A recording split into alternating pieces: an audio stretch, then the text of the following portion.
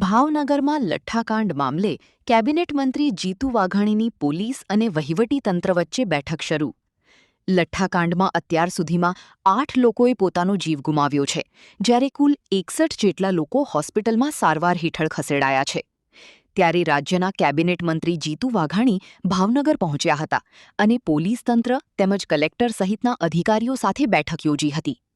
આ બેઠકમાં Bhavnagar collector, range IG, police અધિક્ષક, એચડીએમ તેમજ ડીવાયએસપીને તમામ ડિવિઝનના પીઆઈ બેઠકમાં જોડાયા છે.